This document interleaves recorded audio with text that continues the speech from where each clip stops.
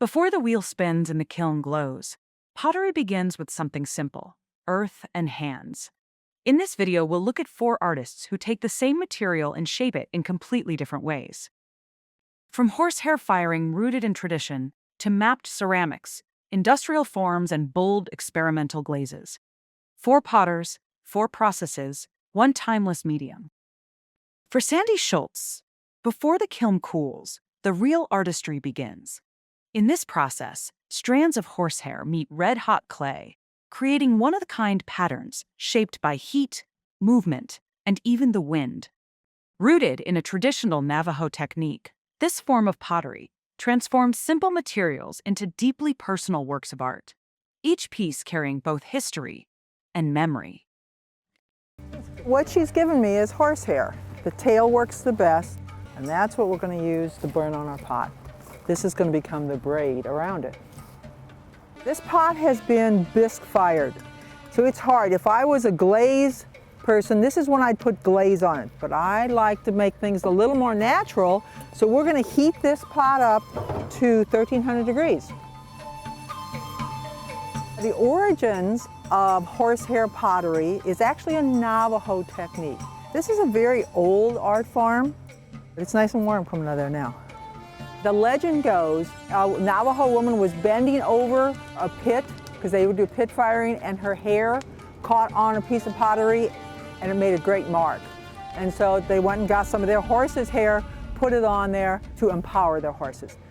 It's right at 1400 degrees, so we're good. So let's go, take it out. If this was at night, you'd see this pot glowing. The heat is just blowing off of the top of it. Now this is a horse owner that's come to help. Too much wind. Yeah, go ahead and put yours on the inside. There we go.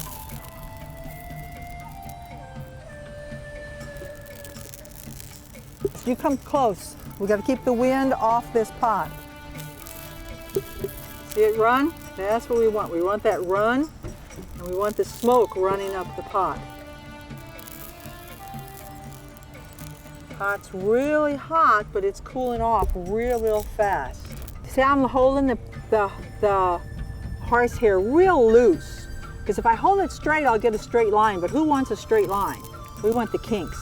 See how it kinks up? That's what we're trying to get, is that kink.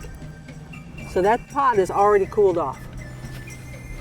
We want to leave some spots without horsehair.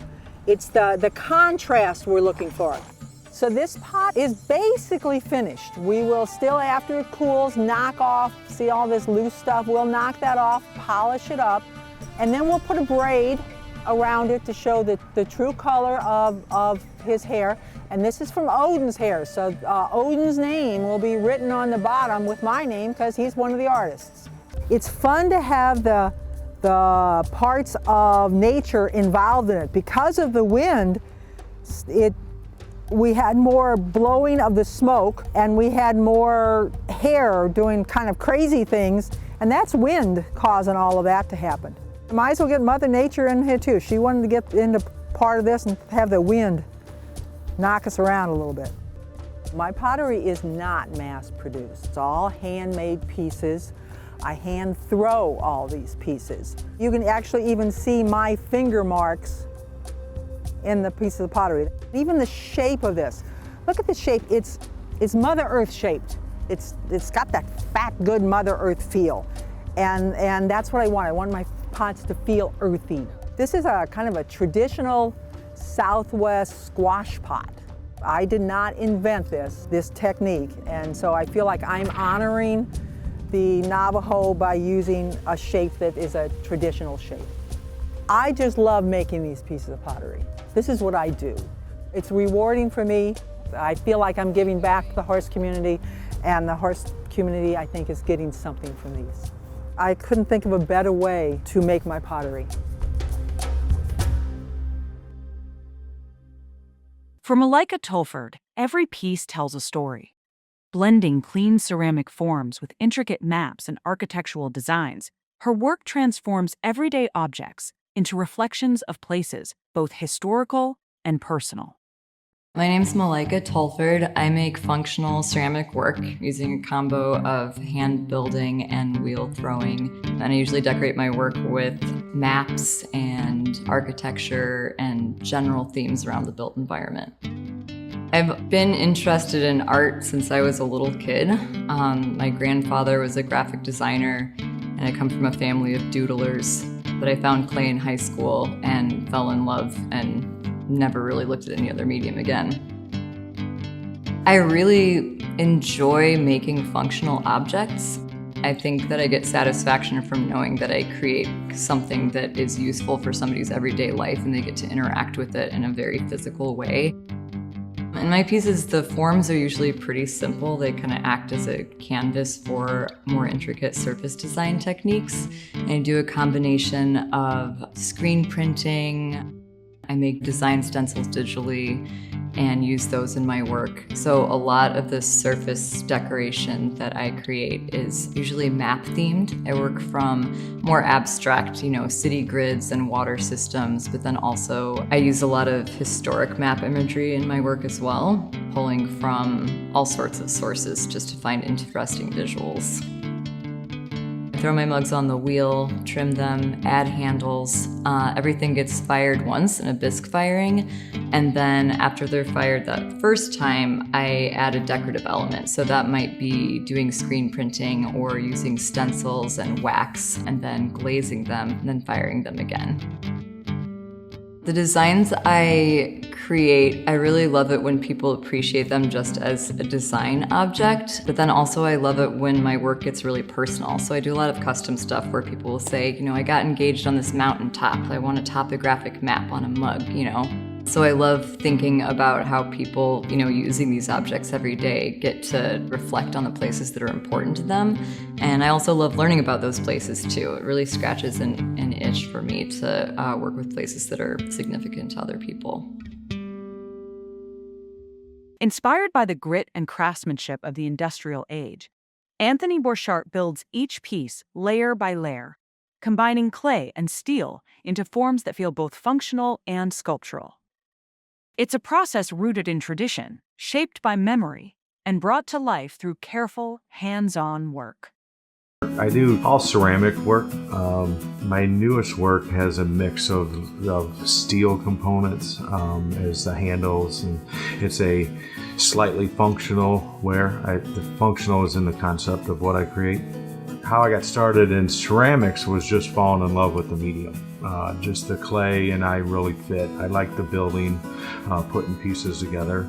It was really a fitting art.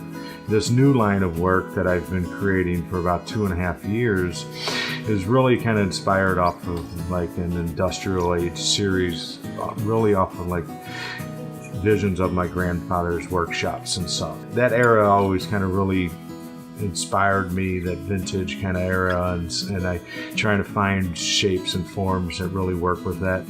So my typical process is usually there's a day of throwing, which is just working on the wheel and throwing shapes and forms. The next 2 or 3 days from that is slicing and cutting up those forms, trimming some excess clay away on some of the pieces, making the knobs and all the different components and adjustments to the pieces that kind of have to adhere and connect pieces together.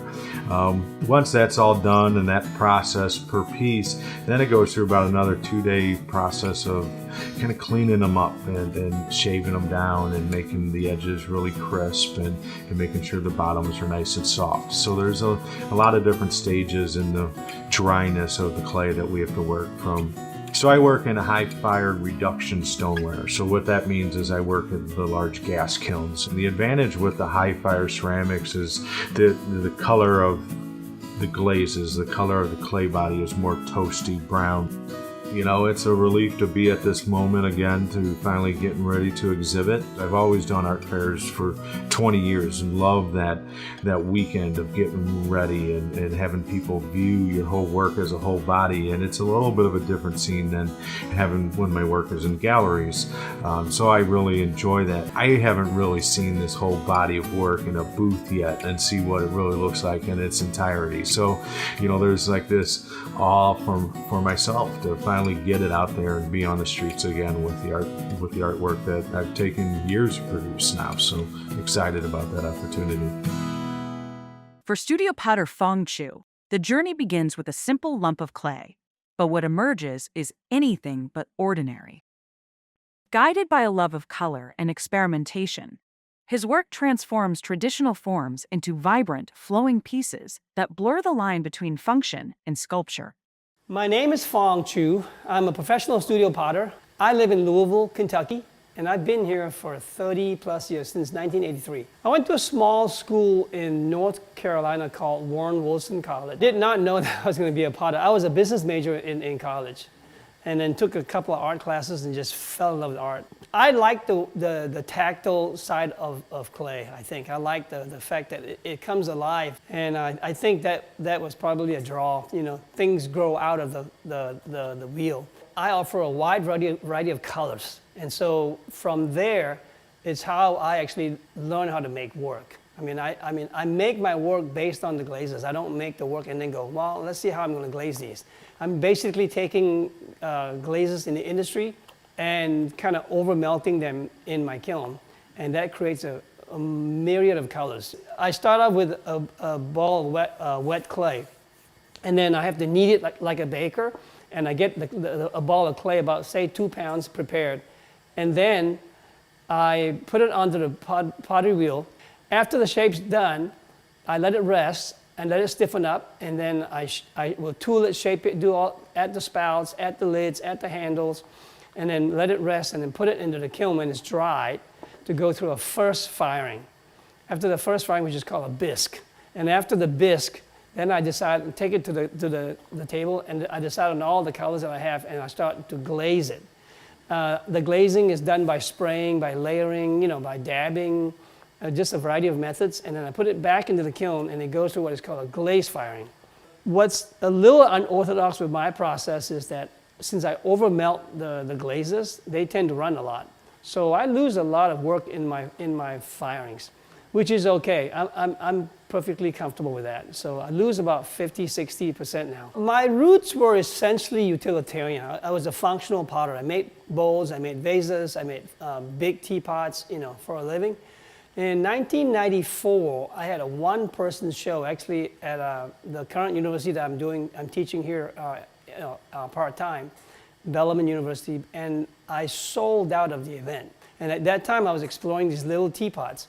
I decided, well, maybe that was an omen, that was a calling. So I went and just focused on that form. Ever since then, 94 to now, I've been making one form, the teapot. I decided to move away from it being functional. I look at it as a piece of jewelry, I look at it as a piece of sculpture, but not something that's functional. From fire and motion to patience and precision, each of these artists reminds us that every mark, every texture, every finish carries a piece of the maker with it. Don't forget to check out our sister channel, Who Else Loves History? Thanks for watching. And remember, art is everywhere. You just have to take a moment to see it.